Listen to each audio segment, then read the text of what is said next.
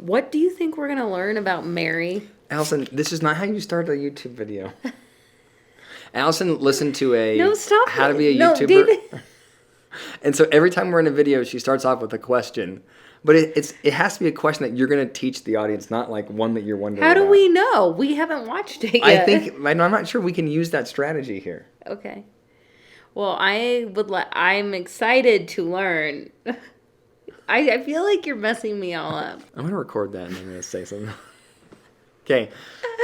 All right, but before we get into it, we have some administrative stuff to talk about. So every week for Sister Wives, we're trying to do a live stream, usually on Thursdays, but this week I'm traveling, so it's going to be on Wednesday, 7:30 Mountain Time on this YouTube channel. We are reacting to listener questions. So if you have a question for us to respond to, send an email to DavidColarossiPhD@gmail.com, and we will respond to those live. Also, I have a new podcast called Shrink Space with a colleague and friend of mine, Rob Patterson. Check that out wherever you get your podcasts. We also have a YouTube channel. I guess what? I heard that your new podcast is number 8 in social sciences. Well done. Thank you. I'm very excited about that. Check it out. And then also every week I will be doing a solo reaction to Sister Wives. So hit the notification bell so you'll see when that comes out. All right, you ready to get into it? Yeah, let's do it. So what happens if you don't make the note? The guy can take back the entire purchase, which is idiotic. I'm sure your dad's gonna want to pay that off, right? I mean, Maddie is not. She seems less than impressed with Kody. Well, no, I don't think she sees him being accountable to this. Yeah. Like she's like, yeah, whatever. Yeah. I mean, she's underwhelmed with everything about him, I think. We will pay off the property when the time comes. I'm not giving you any details about what I'm doing because I'm tired of disclosing information that goes through the gossip mill of our broken family. he leaks like a sieve. I agree with Janelle. He does leak like a sieve. My home to be kind of an asset for the family. Eventually, when I'm built out on the property, it was never supposed to end up being something that was just mine. When I put the money into the house, I said, well, I think it would be fair if all of our names were on the mortgage. And he's like, no, we need to protect Robyn's estate. She needs to have it so it's hers. It's really interesting that Kody was so interested in protecting Robyn's estate, but nobody else has that. That would have been a red flag for me, Janelle, because she seems like so fair about the whole thing, how she wants to make it fair, make it right for Meri. Yeah. And she got screwed because she was so fair. Yes.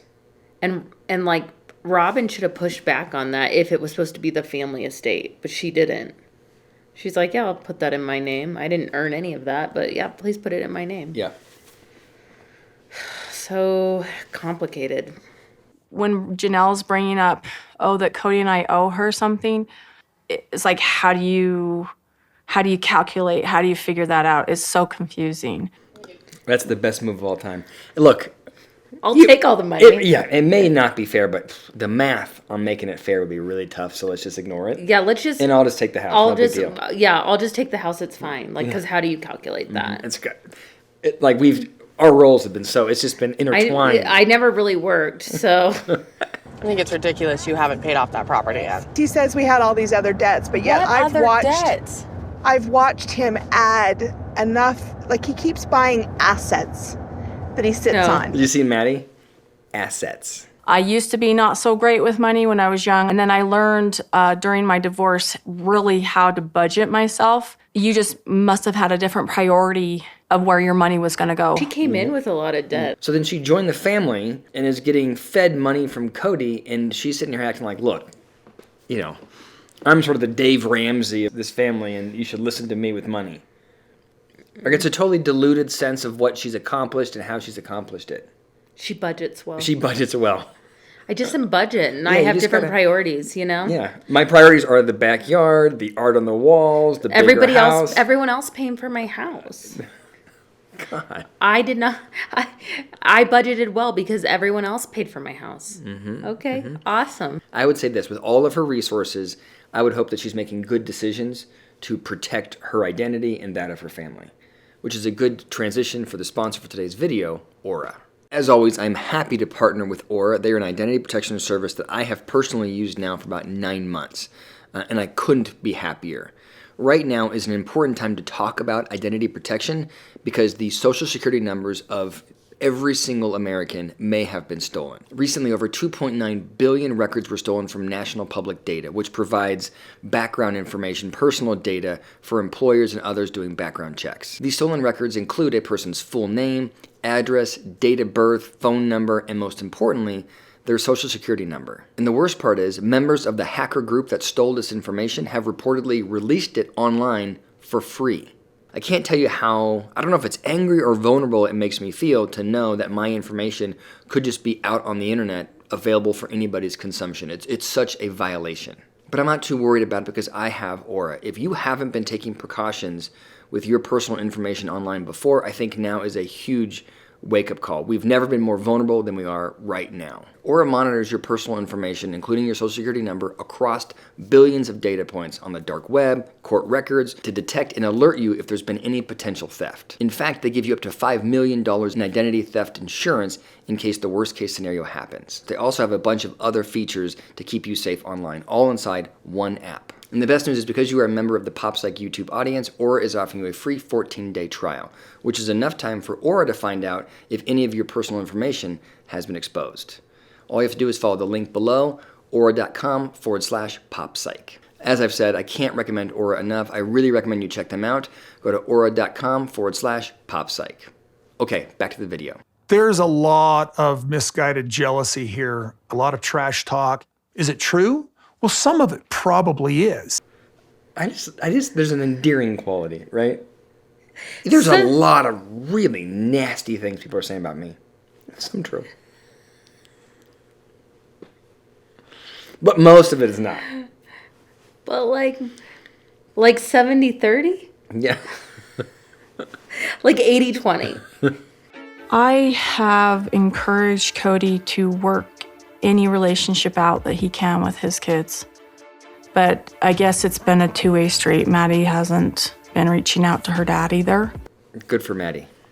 I think totally good for Maddie. Mm-hmm. Protect your kids, set a healthy boundary, and I think Robyn is nuts for in having any part of her mind think that this is a two-way street. To be honest with you, I didn't really cut off communications with Madison. She cut them off with me. Every time I talked to her, it was a fish for gossip. And I got tired of it. So you got tired of it and you cut off communication. Mm-hmm. There's a global lack of accountability with Kody. Yeah, is it? Yeah, it's wild. He takes zero accountability on anything.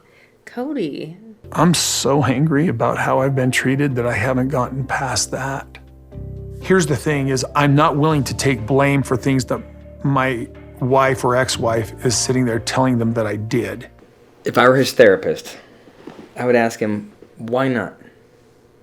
Even if he didn't do those things, why not take the blame and resolve the relationship with your kids? Because it's more important for him to be right than have a relationship. Isn't that crazy? Like what? Like how many years, how many relationships is he going to lose because of his pride? Mm-hmm. We're not going to get this resolution, but I'm wondering if he watches this back now and goes, like, right, given the context of Garrison, if he goes, wow, what a mistake. Mm-hmm. Even business is done via text. Did you tell him the words, it's over? No, like I don't see him. He avoids me. And so it's like. You know, for a lot of reasons, you need to make that call. Or is he just like, be done already? Yeah, please get it over. But I understand that Janelle's upset about it. Yeah. Christina's trying so hard to be like, I don't care. It's up to you. It's your life, whatever. Please, God, divorce him. Kody's sitting here complaining about Janelle, saying that there was no communication, nothing was clear. Dude, you did the same exact thing to me. I don't think it was the same thing. No, I mean, kind of. Like, he would be like, I don't want to be married to you. I feel like Janelle says the same. I don't want to be married to you. She says that to him. And he's just, like, dreaming. I had it the other way around. I thought she was talking about Kody Got it. So Janelle's the hot commodity, and Kody's wanting a piece but not getting it. Yeah. All right, I agree. The difference is I don't feel like she tries to lead him on at all. She just is like, I don't foresee us being together. I don't want to reconcile. Yeah. That's right. It's not the same. It's not exactly the same because Robyn or Janelle's pretty clear, but hasn't really called. I don't understand. I'm on Team Christine here. Why won't she just call him and have a conversation? I feel like did I bore you? No, I just got tired. No, I don't know why. I think she just doesn't. She's just like she just doesn't care enough to have a conversation. Yeah. You know when you just don't care anymore? It's Yeah. like ugh, it's just too exhausting to have a conversation with him. I don't want to go back because he sort of feels like I should conform to him. I'm going to be the head of my household again if everybody's willing to conform to patriarchy again, I guess.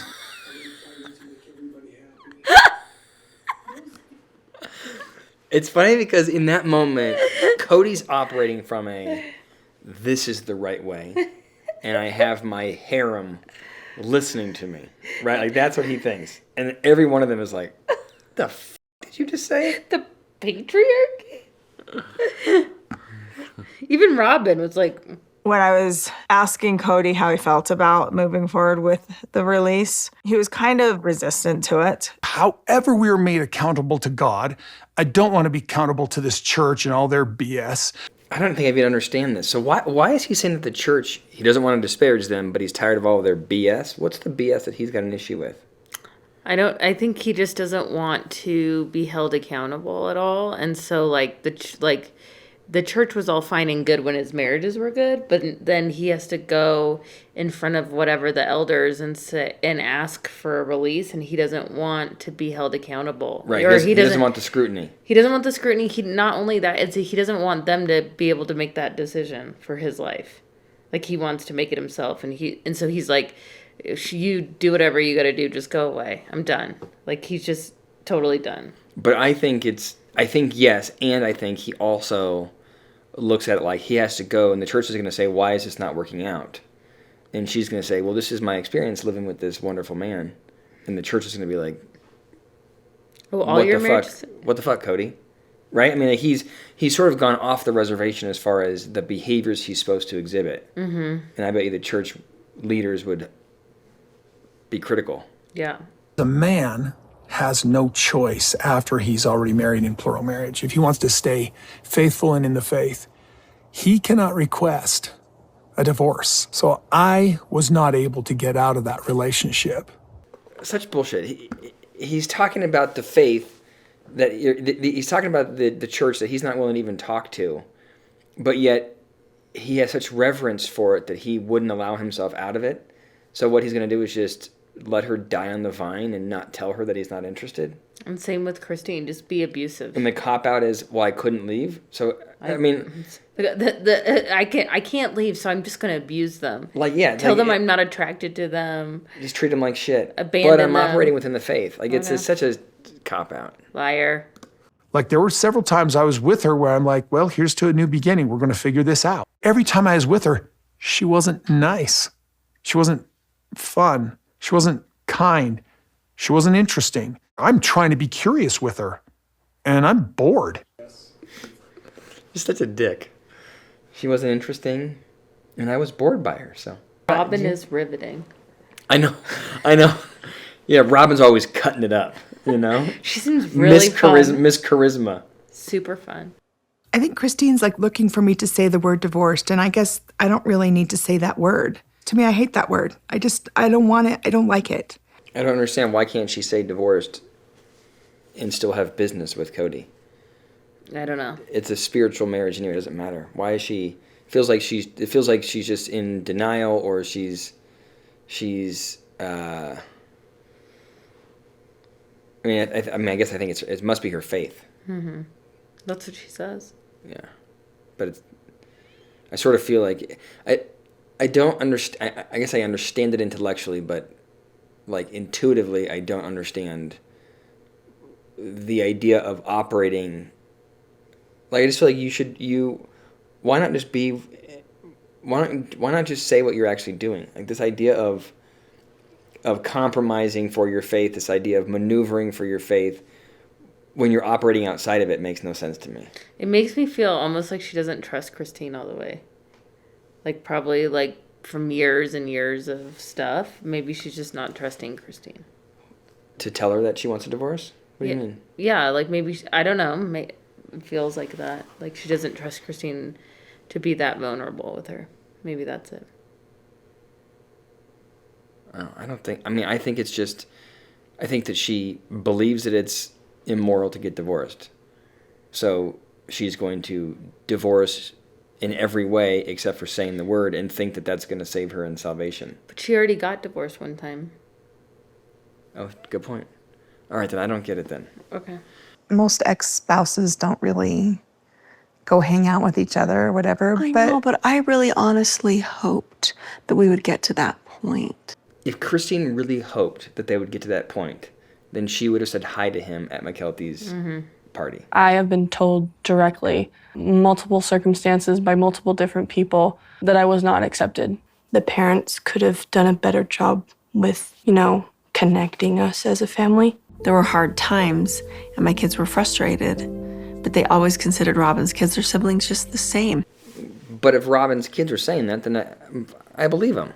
I'm sure that they felt that way. I'm sure that the OG3 and their kids had a different relationship than Robyn's kids did.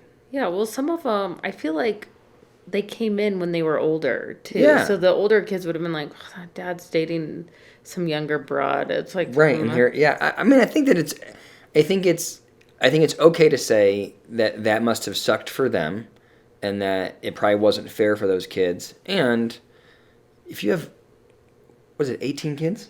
Mm-hmm. If you have is it 18? I think it's 16.